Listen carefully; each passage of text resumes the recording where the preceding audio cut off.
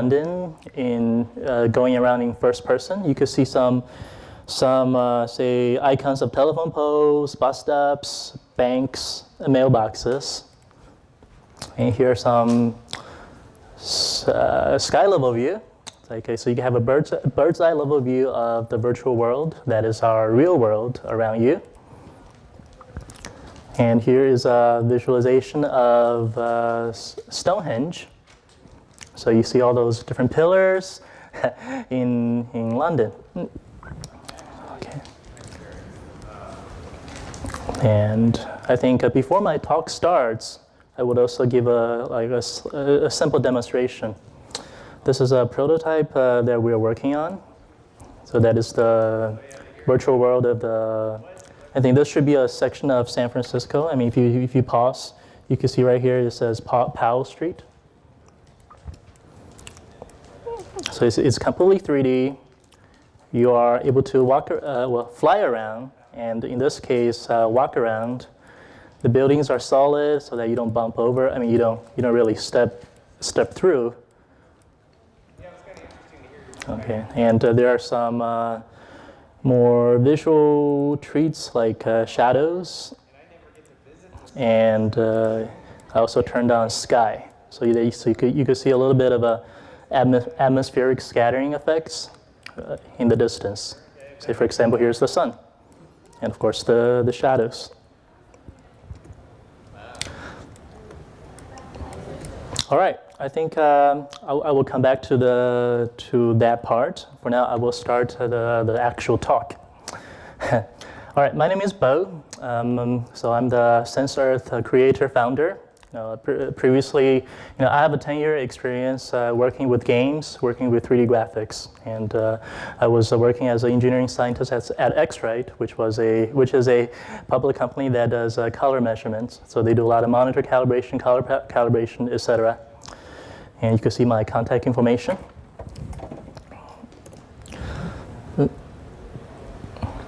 Okay, so we're here in the Internet of Things conference. I mean, what problem are we facing? Because this is after a new thing, right?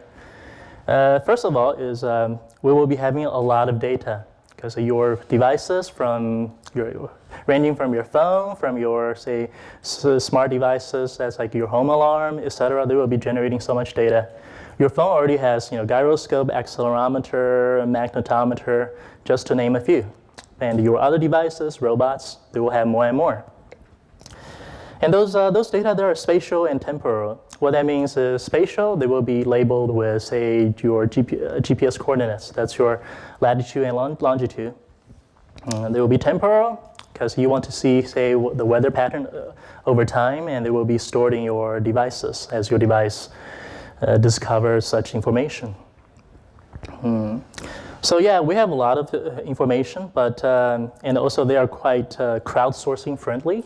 So you will be, say your phone, my phone, they could all be contributing to some greater purpose and coalescing our data source together.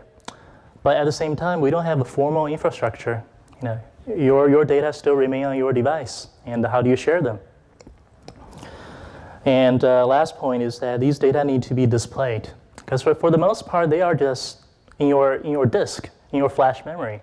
And they're such abstract items that, without a powerful display device, then you're not be able to see what they are or understand them.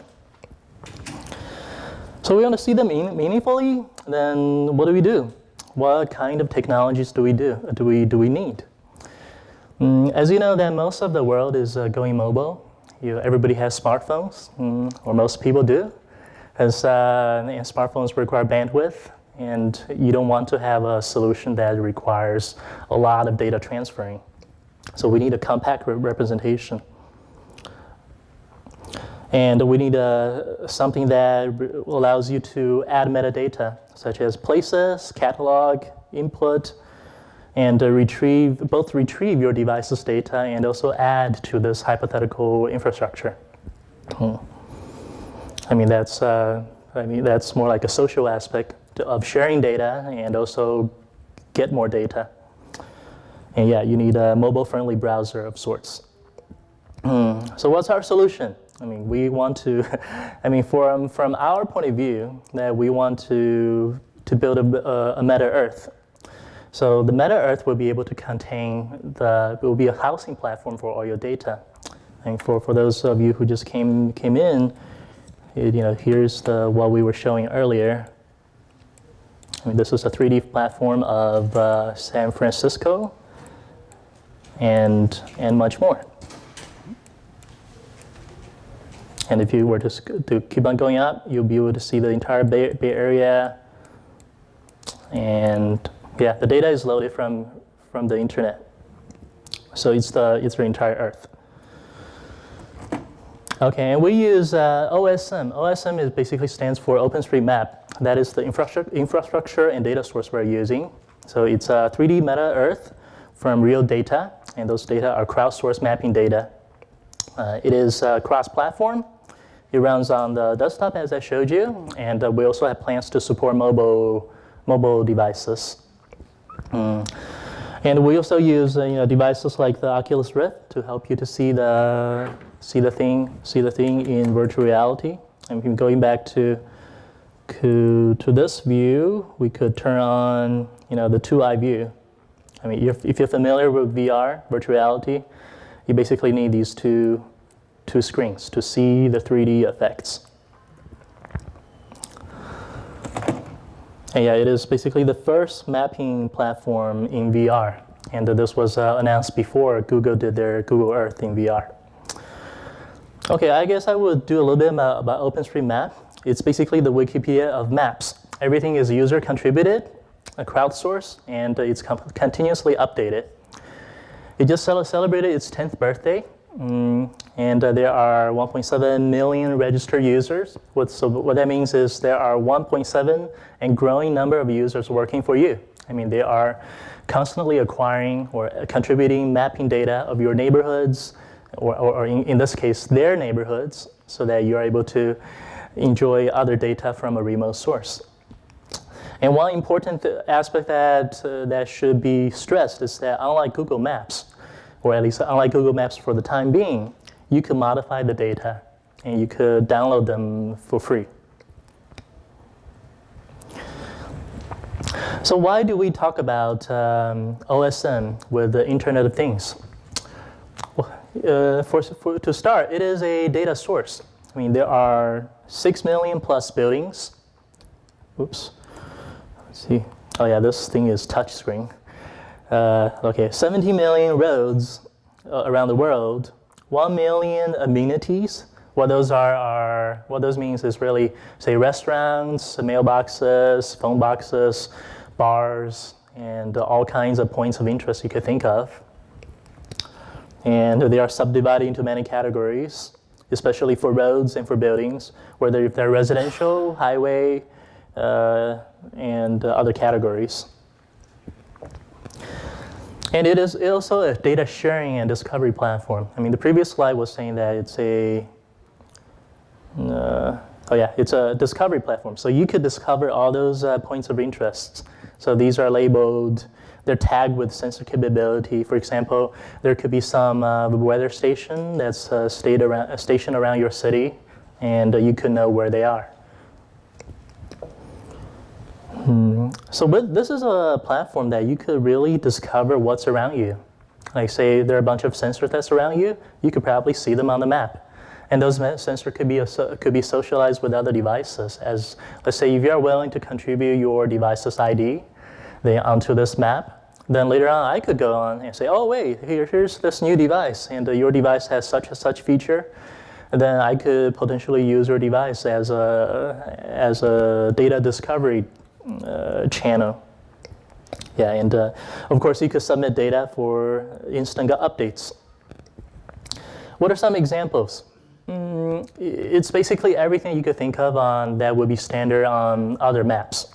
So you could have hospitals, office buildings, some details such as like streets and their streets cleaning hours, and new things like say which shops accept bitcoins, locations of mailboxes, fire hydrants, And I don't know if this is useful to anybody, but the colors of park benches, that's one of the things I discovered recently.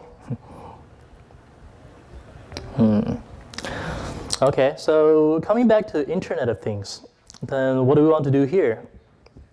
For the data we collect with your smart devices, we could categorize them into different types. For example, your device has particular sensor capabilities. I mentioned those accelerometer, gyroscope, magnetometer. Your device could also have, temperature, radiation, pressure, pollution sensors, etc., noise sensors. And you want to map your device onto this map so that you could both contribute and also discover nearby stuff. And one other thing is that there are so many smart sensors that will be coming out there, and many of them will be installed on top of buildings or within buildings. Then with the buildings, you could imagine going back to the 3D view. A lot of this could be having sensors tagged along with on their sides. If you're talking about like a security camera, or inside for sensing movement, etc. And these data, I will also tell you that they are, you may have some questions about how good are those data. And so these data, they are constantly changed. And it's reversible. Just like, say, if you're a programmer, you will be using tools like Git and diffs to go back to an earlier version in case something you messed up. It's moderated by the community. And so if somebody wants to contribute malicious edits, those edits could be easily discovered and removed. Okay, you may also be curious about how to add your device. Well, it's quite simple. You just sign up. And with a map, you could add them via this tool called ID, the online editor. You could also propose new categories in case things don't exist. Okay, I talked about the ID editor. I think in the interest of time, I will just skip this. You could find this easily online. And it also has an API, so you could submit various change sets. Now, here's also a slide about how do you discover other devices. You could do a manual search, just typing a string, a word, or some phrases. You could also be using this API called Overpass, which you could query by custom tags. Now, I guess right now, let's talk about use cases. Smart building I already talked about. So you may, in the future, will be increasingly having, say, robots roaming around your building. And so those robots, as they navigate indoor spaces, it will be similar to how cars navigate. They need to know where the obstacles, where the walls are. And So that's where the maps come into play. Think about the buildings inside. If you have specific mapping of your indoor building, such as this room, then your robots, your vacuum cleaning robots or security robots, they will be able to move around more easily. Okay, if you're concerned with privacy, just to host your own map layer that's not accessible to the public. And because it's a map, if the robots, they discover some abnormal conditions, they could easily alert, say, the police or local law enforcement. Because the data, the contact information is in the map. So you don't need to explicitly tell it what's the police phone number or the building management's phone number. As long as you're willing to put it onto the map, it could crawl and discover. And 1 or 2 points about street cleaning hours, which could be alerted to you, and energy saving modes. Another case is, for example, disasters. In the preparation phase, for example, San Francisco here is very prone to earthquakes. How do you plan this when an earthquake happens? as long as we have maps, and we have, we could access population, infrastructure, and we could plan devices at high-risk areas to monitor, say, if a building is really collapsed or not, or will be collapsed, say, for example, some historical buildings. We could also simulate routes in terms of disaster, going around here, so everybody will be able to have a first-person view, just as if you are on the real streets. Of course, we need additional context to really make you realize that, hey, we're on Pine Street right now. Now, also for disaster, what happens in the first 72 hours? The first 3 days is very, very important, and that's where mobile devices and smart mapping combined with IoT is very, very valuable. It should be obvious that with IoT devices that you could track where other people are. And we want to discover nearby devices.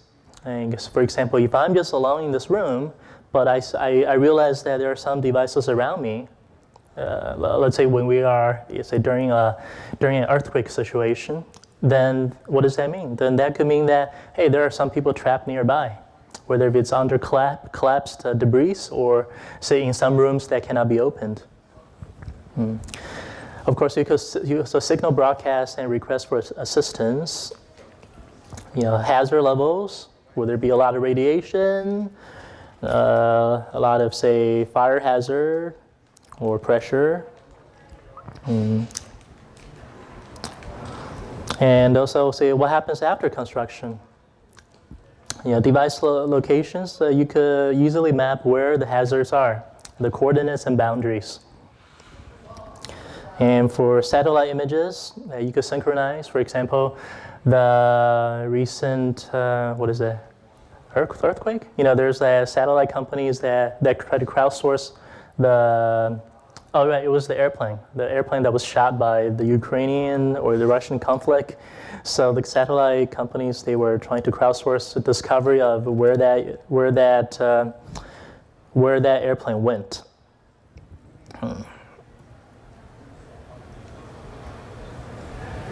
Okay, there's also another use case. Let me see my time.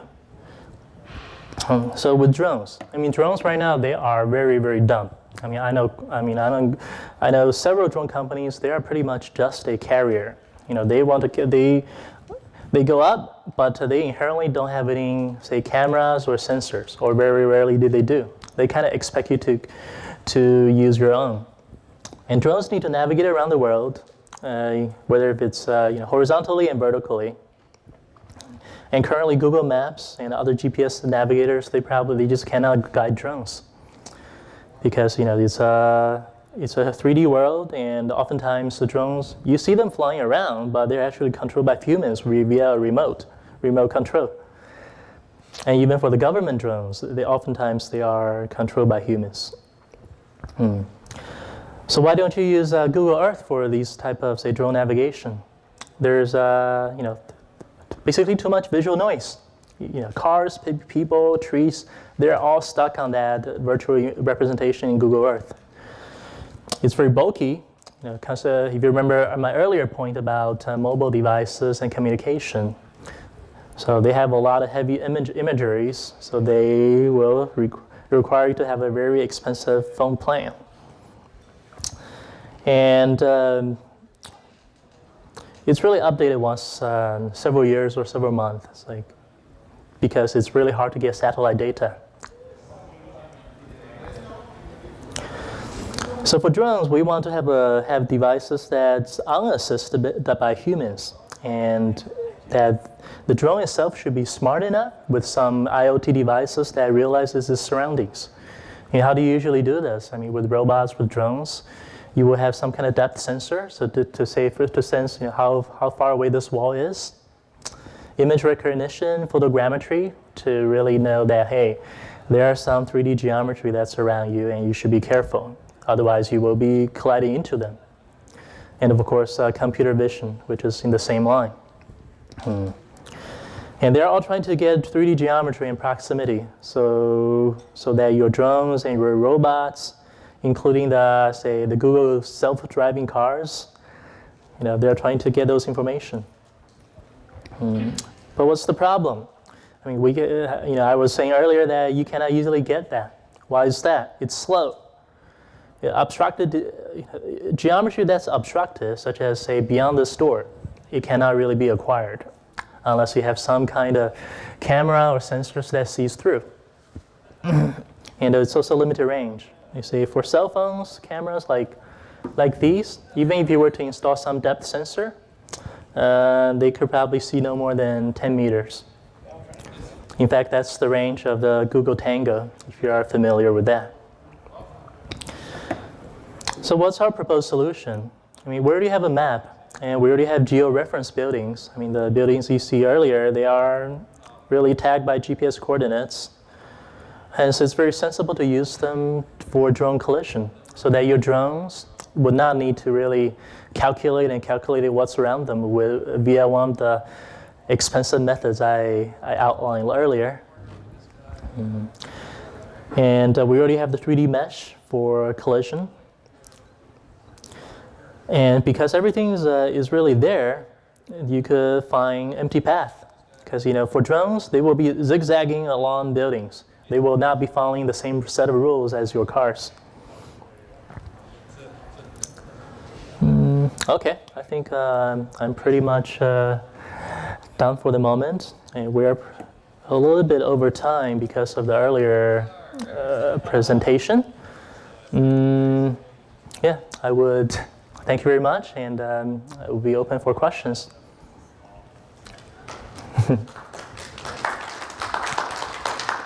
Thank you. Okay. Are you talking with Amazon or anything like that for your drone problem?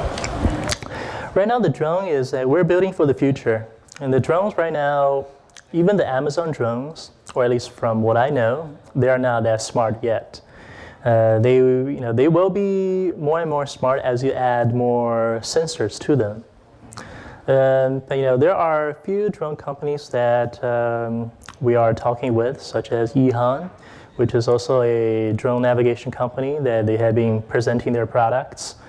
But for most cases, like drones right now is not yet a consumer device that everybody will be just buying at Walmart or Targets.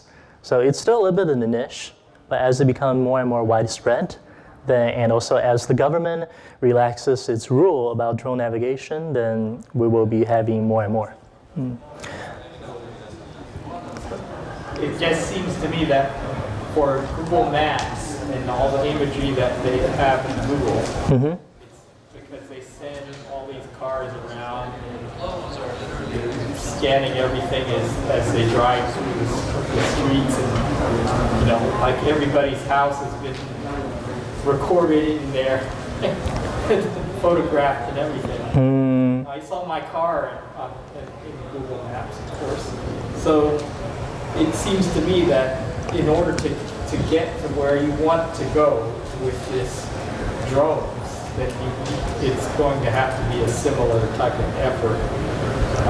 Okay, I think what you're saying is that Google is of course doing a lot of mapping on their own, say having the car to go around and see what happens. I mean, see if to map say your streets and things like that. Okay, I would say that for their cases, even though they have a lot of money because it's Google, but at the same time, for them to make a trip to say your neighborhood, it's a non-trivial cost. And for example, they will be mapping yours, then maybe they will be coming back every few months, maybe, to get some updates. And also it depends on how urban or rural your location is. For locations that's quite rural, then they may not be coming back for a few years. And oftentimes, they don't have the information. But if you're sticking with like an open data set, like OpenStreetMaps, it's really mapped by contributors. And so if you are concerned about your neighborhood, you could just do it yourself. And moreover, the data is instantly updated. Hence, you don't have to really wait for Googles to come by and have their car drive around your neighborhood to see what has changed. I mean, even after the data acquisition stage from Google, they still need to have like a second set of workers to analyze the data and say like a human needs to see that, hey, there's a new telephone pole, or the road has changed. Maybe there's like a new island in between those two opposing traffic, and they need to manually add it. So in this case, it's a little bit more flexible. Well, I agree with you that that you want to go the crowdsourcing route. I just see it seems to be that even that you have, what was it, 9 million locations, or however many millions of locations that you have, that you've already been surpassed by Google. I mean, I don't know whether the crowdsourcing is going to get you there. Okay, I think your concern is still that Google is really the mapping platform, right? Because it's like it's already ubiquitous and everybody uses it. Okay, I will say this. Foursquare is no longer using Google Maps. It's like they have been using, in fact, OpenStreetMaps, and they have been using it for some time now. And to say other players, such as Telenav, which is another mapping company, they are also increasingly using OpenStreetMaps. I mean, they have several apps, and they basically do navigation, just similar to Garmin and TomTom, and they're using OpenStreetMaps. So what that means is OpenStreetMap is a pretty mature platform right now that increasingly more and more players in the mapping space are using it. So hopefully that makes you a little bit more comfortable with this type of technology. Okay, great. I mean, if anybody wants to stick around, I could also demo the thing if you want to see it in virtual reality. Yeah, I mean, I got the hardware right here.